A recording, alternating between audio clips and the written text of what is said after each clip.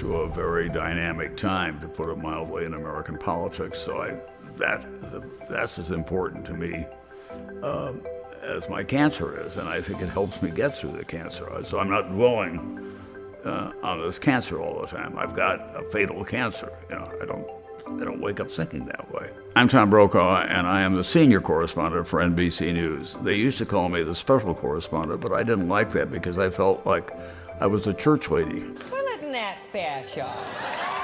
And I didn't want to be that. I wanted to be the senior correspondent because that's a little more easy to digest. I'm a very active person, and I've had, over the years, orthopedic issues. I was a climber, and I'm an outdoor. I'm a big fisherman. I'm a bicyclist as well. So one summer, my back was just persistently painful, and I had a very, very smart internist who was my primary care doctor. And on his own, he drew some blood, and he spent one morning doing what they call evidentiary medicine. He was, deducting all the possibilities. And by noon, he went to a chief oncologist at the Mayo Clinic, and he said, "I think Tom Brokaw has got multiple myeloma." I didn't know what the hell they were talking about. Talking about proteins and, bone invasion and a hole in your hip. And finally, I went into my journalistic mode. How long? What are the chances? What are the treatments? Personal side was, my God, am I going to die? Are we all right in our family? Do we have everything arranged? I've had a life that was so trouble-free, and suddenly I was looking, at this deep, dark hole. I stayed for another day of tests, flew to Montana late at night, did not want to tell Meredith over the phone, and we live in a really remote area, so I got into the small airport, and we drove to the ranch, and I poured a very big drink and sat around the side of the bed and said, "Our lives have changed. I've got a cancer, and it's treatable but not curable, and I don't know what this means." She was a real rock, as she always is, and said, how is it going to change our lives? I said, "Don't know yet." And by 24 hours later, I was in excruciating pain. And by Tuesday, I had to be medevaced out of Montana back to the Mayo Clinic because I had a hole in my pelvis. That was also part of the blessing of my life, is that I could pick up the phone and call the Mayo Clinic, and they would make room and send a plane right now. 99.9% of the people who get involved in this kind of a situation don't have those opportunities, and I'm keenly aware of that. I didn't want my friends coming around and wringing their hands, so I didn't tell them I had cancer.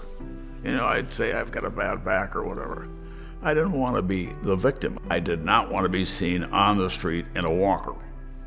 So I would take myself out in the middle of the very nasty weather of New York City in late November, and I would force myself to walk a half a block down to a coffee shop. What helped get me through it all is that on the way to the coffee shop, there was this enormous bus stop with a big portrait of Tom Brady looking moodily down the street in his Ugg boots. And all the little old ladies would be just over there mooning and swooning about him. And I would walk by him, look at him, and drop the F word on him, just because it would give me a kind of a lift to keep on going. I met him down at a horse race in Maryland, was put on by the Under Armour people. And they said, "Well, Tom Brady wants to meet you." And I said, "Well, I really want to meet him." So I said, "I've got a story to tell you." And I told him the story. And all his pals were around him, and they just exploded in laughter. They said, "No one talks to him like that." I said, "Well, it was my relief." I mean, I was both envious, and I wanted to kind of put him in his place, even though it was just a billboard. And he high-fived me, and it was a great moment. You have to have a sense of humor about stuff as well. Are we going to be okay? Please tell me. Oh, I know. I had a very important cancer physician. I said to him one day, "How come, John, we've not been able to get a grip on all this?" And we were out hunting, and he picked up a plastic water bottle. He said, "I'm not so sure that these are not involved in some way. We're working on it." And that was a real revelation to me, quite honestly. I don't drink out of them anymore. You know, there was this leading cancer researcher saying, I don't have it nailed down, but it worries me. I'm now on medical marijuana for my back for the first time. I've not done that before, but in Florida, it's complex. And I'm on Revlimid full time. You know, extraordinary amount of progress has been made with drugs and treatment. We haven't gotten the cost thing worked out yet. Bitter pills this new year for Americans taking prescription drugs. 60 companies raised prices on almost 300 drugs in the first 2 days of the year. I have the blessing of having a great program through first RCA, then GE, and now Comcast. So the checks that I write for pharmacy are very, very small. And it makes, every time I do that, it makes me aware of the people who are not in the same position that I am and how I think about them and how do we deal with this as a culture, not the politics of it, but as a culture.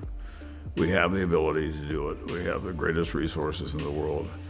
Let's figure out how we can make it cost effective, how we can have a true testing program for efficiency and results, and that people will have access to those results. Well, one of the things I tell patients and others who come to me is, it grows out of my journalistic experience, never stop asking questions. Try to find out everything that you can about why the decision has been made, what the consequences are.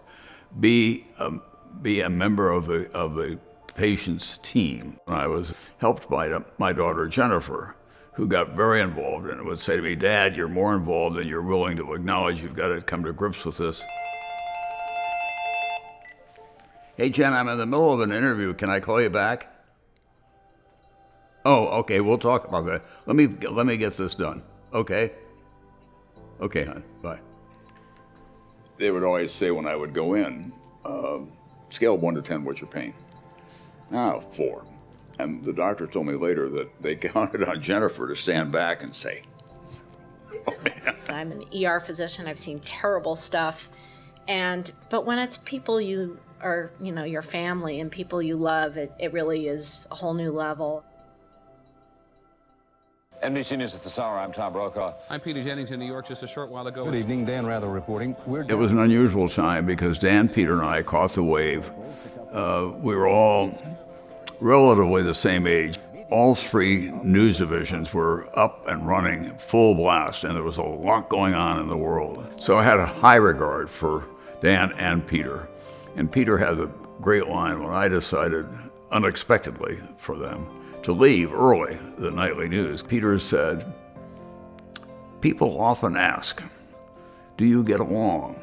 And I say to him, "Yes, because we don't see each other that often," which is a great line. And then he said, "But the true story is that we get along because we all respect each other. We are reporters first and anchormen second. We love going to where the story is and getting it on the air and having the opportunity to do that. That was a golden time, frankly." I'm Tom Brokaw. More news later on this NBC station. You're still a pretty competitive guy. What do you want to get done in the next year or 2?